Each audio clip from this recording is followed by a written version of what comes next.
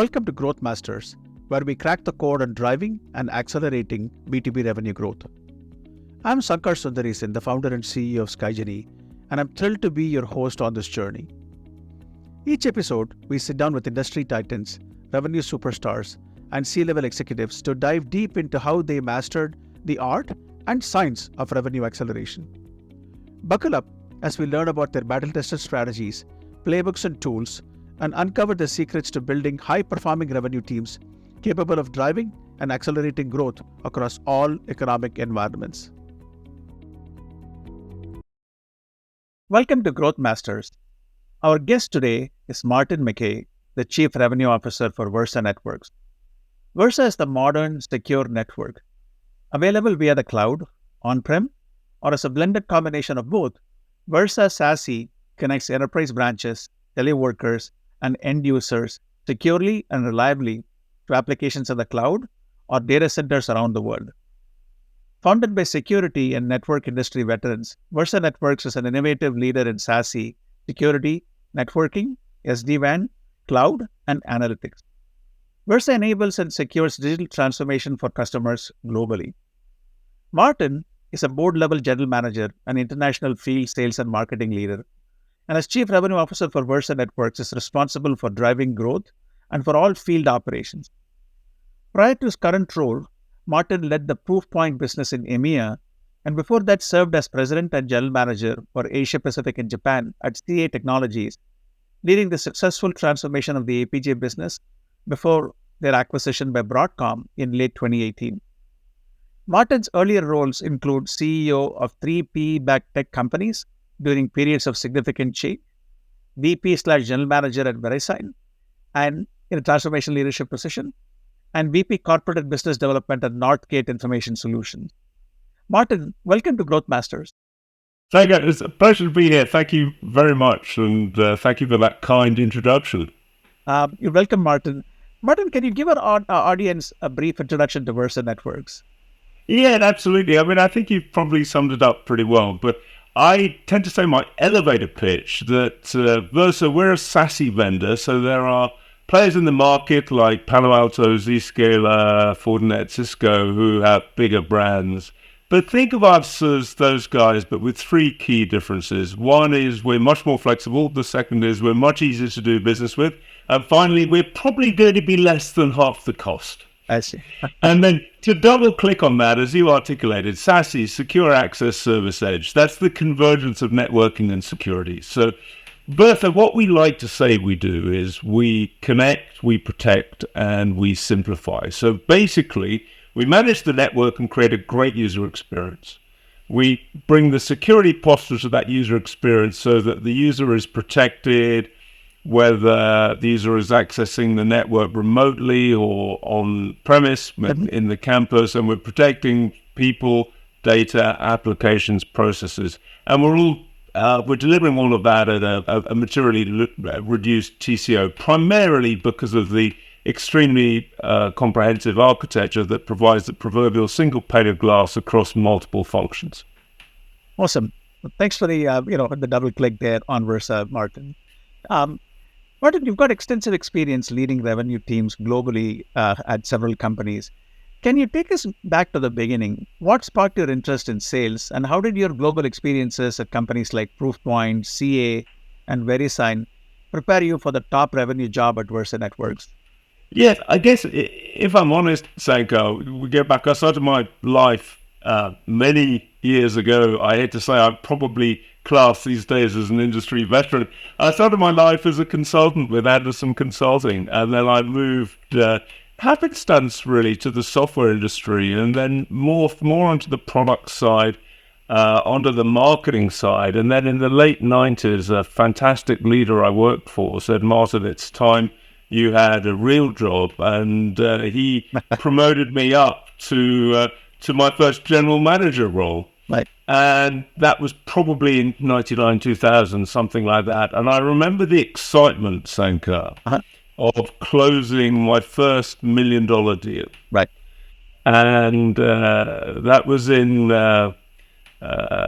Sweden. And it was a number that made my quarter, it made my boss's quarter. And in those days, I was empowered to sign as a director of the Swedish company. And so I signed and called my boss as we drove back to Stockholm that we had the deal. And that was just the adrenaline rush that has probably made me addicted to sales ever since. Now, I haven't had the traditional sales leader career. I've been more of a general manager. I've pretty broad experience in the software industry as well. But ultimately, I think what I love about sales is we're at the forefront of everything the company does. Right. We're engaging with the market, engaging with customers, engaging with partners, and that's the most exciting thing. Of course, if you're successful, it can be reasonably lucrative, but I think it's actually the real thrill of taking a solution to market, making a difference to customers and winning that just, keeps us going in what is an ever-changing industry. In terms of the training I had, I think there were a couple of things. The advantage of working for very large and successful companies like PeopleSoft and VeriSign and Proofpoint and CA Technologies is, you learn a couple of things. You learn what good looks like. You learn what a scaled process looks like. Right. From PeopleSoft, again, through happenstance, I found the person I consider to be my mentor, and we still talk occasionally. We're still friends. What is that? 20 plus years on since we worked together. So you get to work with some incredible people, and you bring all of that experience to a company like Versa Networks, and we are reasonably fast growing. We're definitely in the top quartile. We are unicorn status, although we are still privately held. We've gone through the $100 million ARR number, so we're scaling. Right. And I think the experience having seen what scale looks like does help. Right. Perfect. Martin, as CRO, how do you take revenue goals from your board of directors and decompose them into pipeline creation goals for the various teams at Versa Networks? Yeah, that's a really interesting question. Of course, the first thing that happens when the board gives you the revenue goal, and obviously it's an iterative process. You're walking away saying, what are they smoking? But I think there are a couple of things that I've learned over the years. Right. The first is, and this is an aphorism that is just too obvious probably, but pipeline doesn't exist at the corporate level or at the VP level. It exists at the individual sales rep level.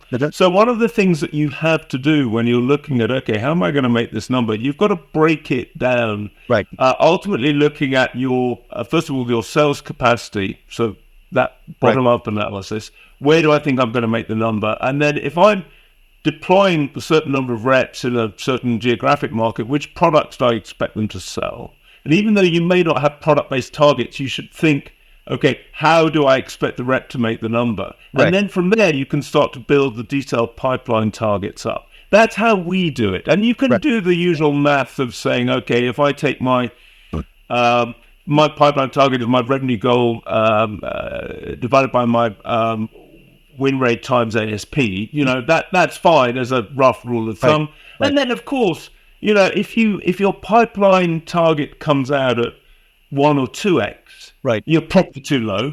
Right. And if it comes out at 8 to 10x, you haven't got a realistic target. So you've got to go and think about, okay, do I need to add more resources? Do I need to go and say to the board, actually, this really can't be done. We've got to find a different way, et cetera, et cetera. Right. But I think it's that combination of the granularity and really understanding the metrics around win rates and sales velocity that's key. Right.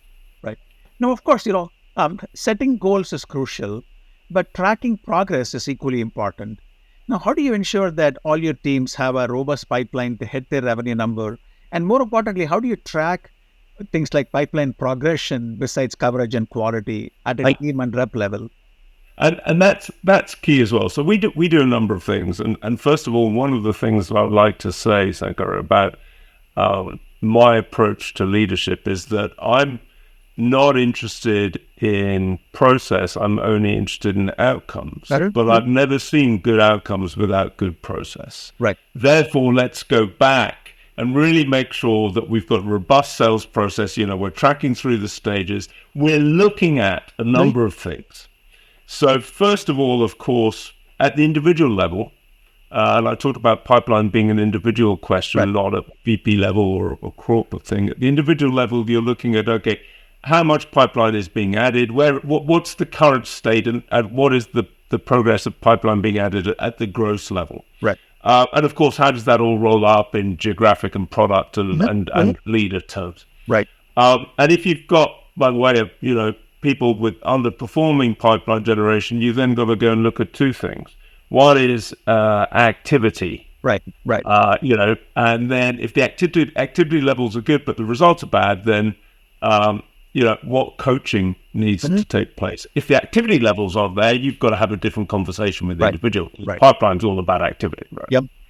But then if you've got all of that in place, the other key thing that you've just alluded to, which is crucial, it's just measuring the reality of the pipeline, as I like to call it. So,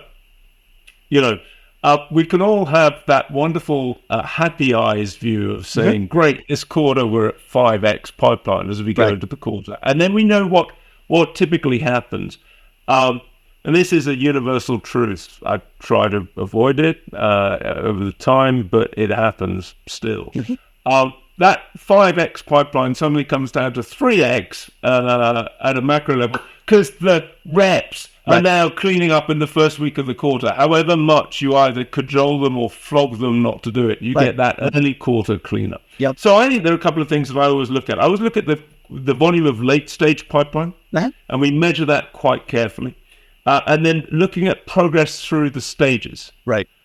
We measure that quite well. And so if a deal is more than 60 days in a sales stage, and it's material, my management team are looking at that, or I'm looking at that, or sales ops are looking at that, rev ops are looking at that, to work out, okay, what do we need to do? Right.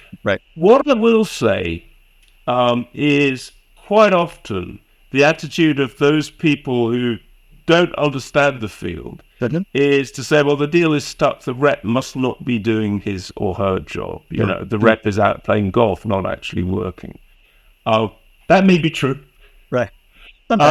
Usually, actually, sales reps are pretty simple animals, and they want to sell because they want to make money. That's one of the great things about it being a sales rep. If you're successful, you have worked hard, but you make a lot of money. Therefore, what we try to do is not approach everything with the stick, but more of the carrot. Also, let's try and analyze what help do you need. Is there an executive contact that we can use? What about the partner?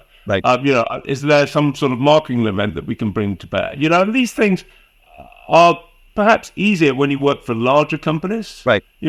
Adversely, we have fewer resources, so we've got to be a bit more judicious, but the principles remain. Right. No, makes sense. Now, I think you alluded to this, as you were answering the last two questions, Martin, but just double-clicking one level deeper, how do you use data and insights to prepare for conversations with your board members and update them on your growth plans? Kind of bring credibility to, here is exactly how I'm going to take, your revenue targets that you've given me and execute on them, and kind of build that confidence that there is a plan and it's backed by real world assumptions and it's imminently executable, and there are not going to be any surprises down the line. Yeah, well, I mean, if we could all achieve that on a consistent basis, we'd probably be long retired, right? But it's a perfectly reasonable point. I mean, first of all, it's your track record, and to some extent, boards understand as well that depending on the size of the business, if you haven't got a big install base, you haven't got necessarily that scale. So, the fluctuations in the quarter, hey, we closed this deal, so we looked really good, but actually it was the elephant deal that we closed. So predictability is key, as you allude to. So I think boards are looking for three things. First of all, obviously, your track record. Can we believe what you said, and is there data to substantiate it? Secondly, can we just have an understanding of the pipeline? How much of that pipeline is late stage?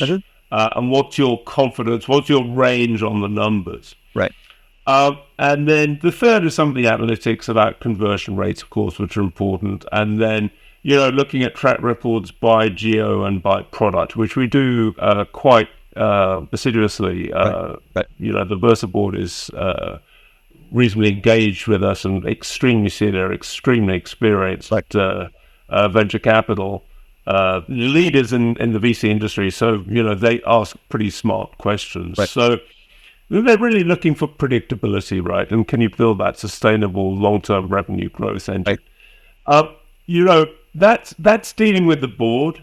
Mm-hmm. When we double click and deal operationally, the board is once every 3 months. And so, fundamentally you're getting, the scorecard, as I like to say, you're only as good as your next quarter. So you get 2 minutes, if it's been a good quarter, you get 2 minutes of well done, and then you move on immediately to, you looks like you're calling 20% below plan this quarter. What are you doing to fix that? Right.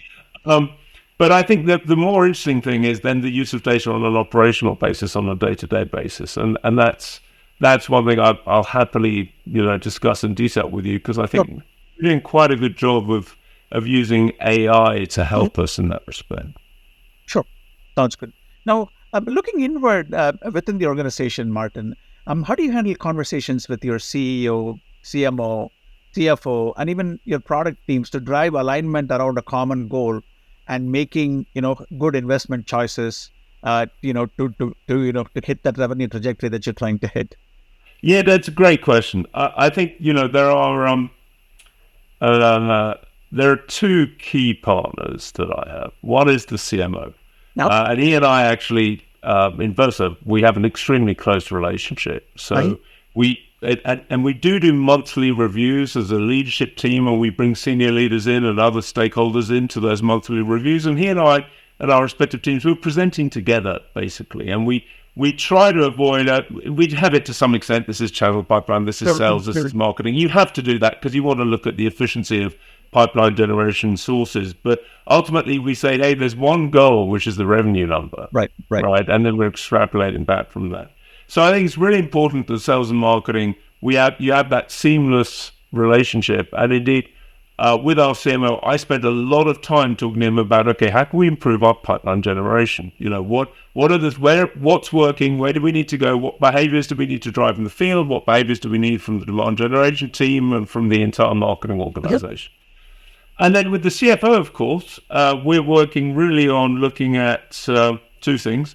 One is always trying to persuade him to spend more money on marketing. Right.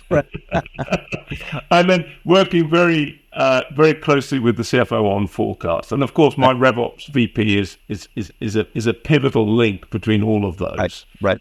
And then, with regard to the CEO and other executive team members, founders, etc., we have a weekly leadership team meeting, and part of that is always, I will send a forecast that takes place actually on Thursdays. So I always send in the morning a Thursday forecast update. So we always touch on that. It's a question of, okay, Martin, how confident are you in the current quarter forecast? What does the next quarter forecast look like in terms of pipeline development, etc.? What help do you need? So I think the answer is you try to make it very collaborative and not confrontational.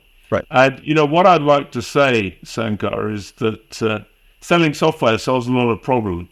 So if you're making the number, all of the problems seem to dissipate, and you can have very constructive conversations. Right. If you're not making the number in any context, then that can put real pressure on the team. I'm not sure how many of your followers are cricket fans. But cricket is my obsession, and fascinating history lesson. If you go back to 2010, 2011, when England beat Australia in Australia to win the Ashes, the team appeared to be incredibly unified. 2 years later, the team was losing heavily to Australia, and it completely broke apart. And so ultimately, if the numbers are good, the team believes in the journey and the mission. If the numbers aren't good, then it becomes much more difficult to hold everyone together. Sales pointing at marketing, not enough leads, marketing pointing at sales are following up on the leads, CFO pointing at both of them, saying, what are you doing? Right. Now, we've certainly seen some of that conflict play out in some of our customers, and we actually help kind of bridge the alignment gaps between sales, Yeah, marketing, finance to yeah, some extent yeah, by a yeah, bit of level setting all of them on the same set of insights, if you will. But it's a very yeah. good point on cricket. It's a sport that I follow. I mean, I used to play when I was young, growing up in Right. India. I mean, they say sales is a team sport, and certainly I think you are alluding to that. In the Yeah, without a doubt. By the way, we could do a whole separate podcast from now on leadership lessons from cricket. I think we'd have a great conversation, but well, that might be a little esoteric. we should do that, especially for the cricket fans that we have. Exactly, exactly.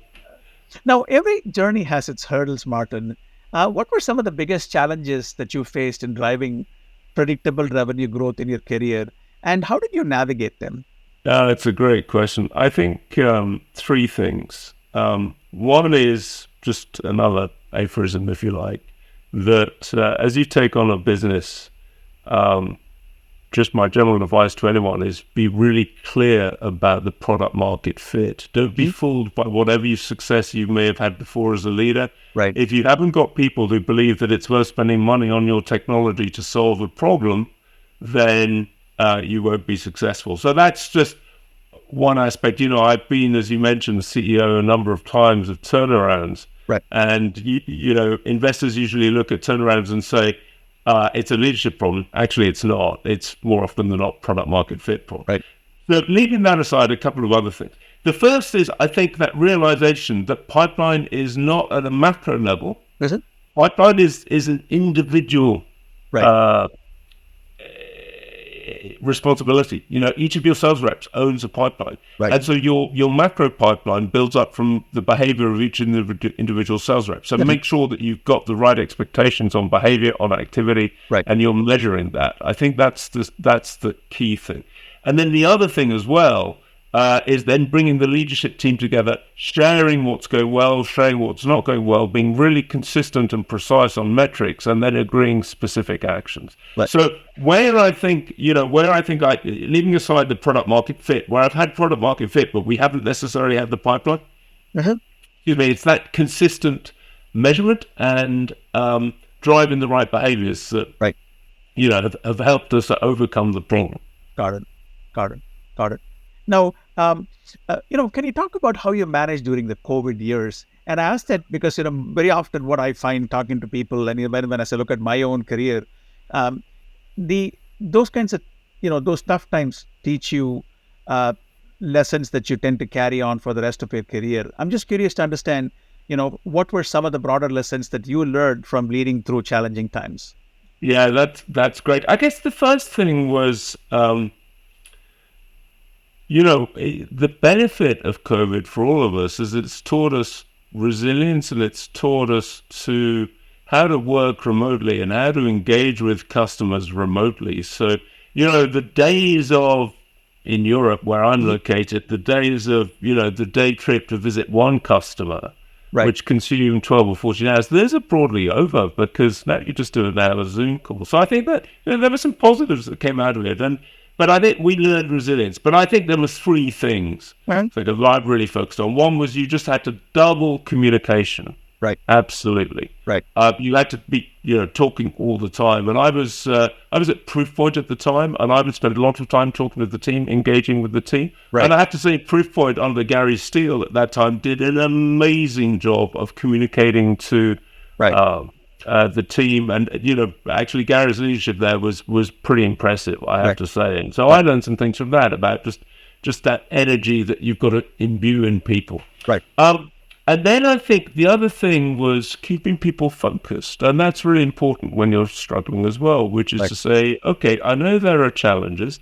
I know that customers probably don't understand themselves how they're going to buy software, even if they need it. But let's just keep focused on the core principles. And, the core principles that I've lived by for years, Zach, in the field, we do three things. We grow pipeline. We build pipeline, we close deals, we make customers successful. Right. So let's just bring it back to those basics and get everyone focused on that. Right. And I think that those are some of the lessons that I've learned that, continue to bring people back to the basics. Over-communicate. Listen. And over-communicate and try and demonstrate empathy and benevolence. Those are characteristics that people need. Right. Right. And that's just coming back to, of course, at a certain point, Right. my job as CRO, you're going to have to deliver some pretty tough messages. But at the same time, you want to try to be empathetic and understand from the other person's point of view. And I think COVID probably taught us that as well. Right. Yep. Very good points, Martin. Now, like me, you started your career in a largely offline world, and now you're a multi-time CRO in the age of AI.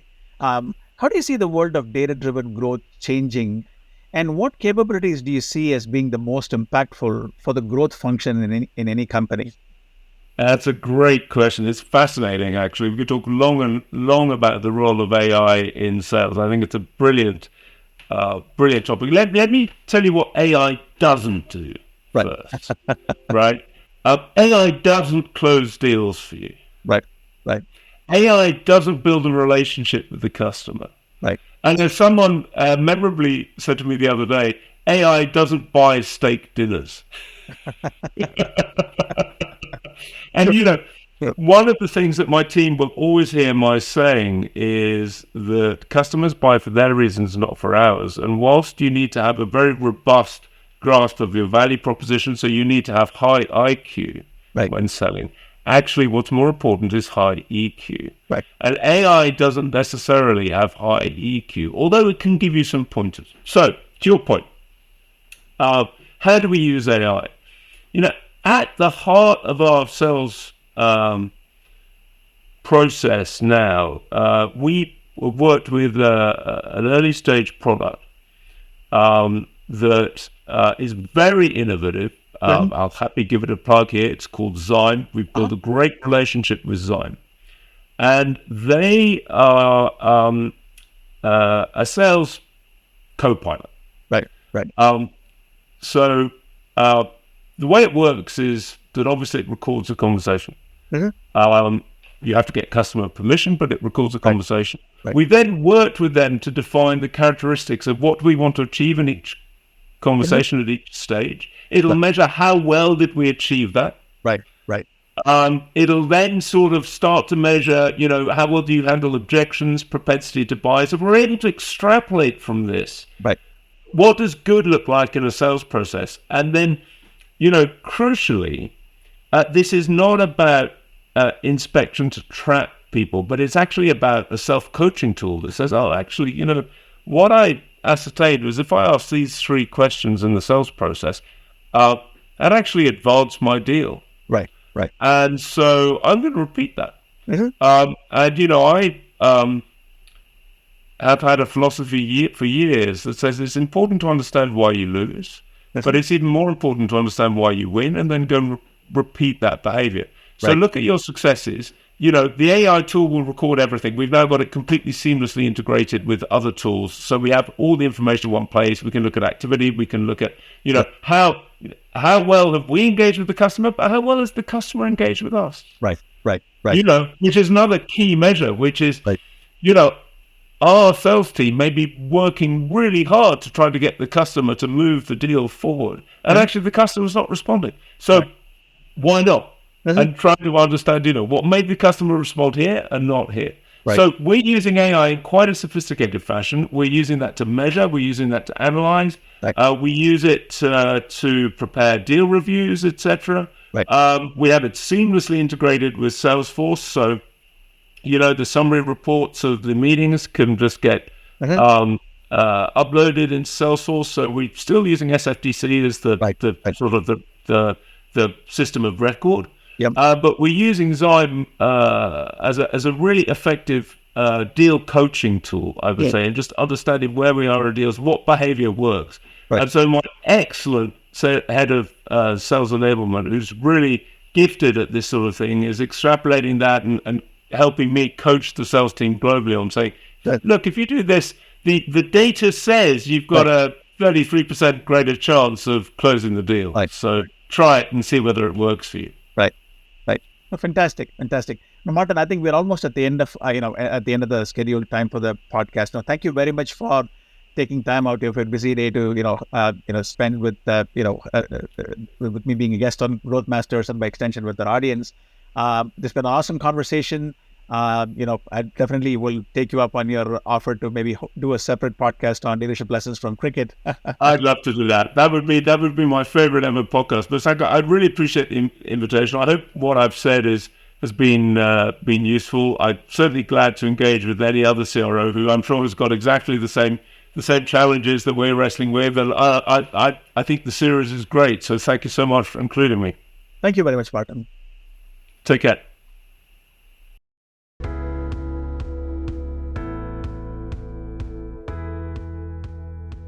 That's a wrap for this episode of Growth Masters.